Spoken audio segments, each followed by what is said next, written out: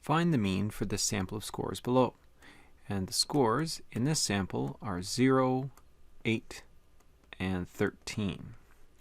So we have 3 different scores. One of them is a 0, and sometimes I get students asking me, do we need to bother including the 0? Because after all, it is 0.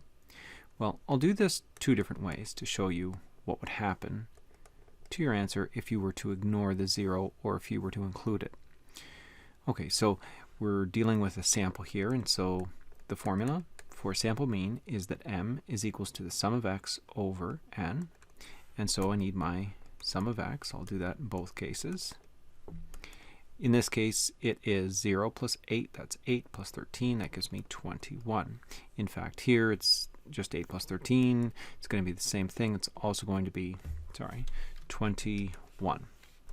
Okay, so no matter what, I'm getting 21. However, in this case here, I'm going to be doing 21 over 3 scores, giving me an answer of 7.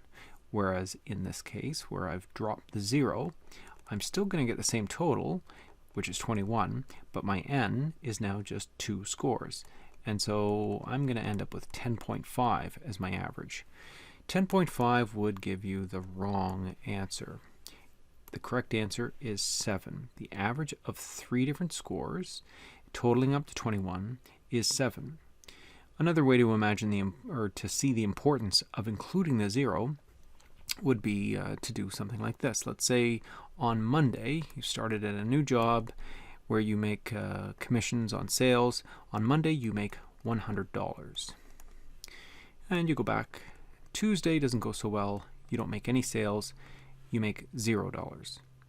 Now what's the average so far after your first 2 days of work?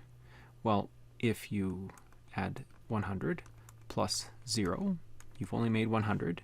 Divide that 100 by 2 days that you've worked, and you've made, on average, $50 a day, which is an accurate way of depicting what's gone on here. But if you were to just simply forget about the 0, because after all, it is just 0, and say that on average you make $100, because that would be 100 divided by 1, that would be very misleading. You're not making on average 100 every day. It's not a typical amount. That only happens half of the time. So you do need to include zeros anytime you see them appear in your data set. So once again, the answer here is C7.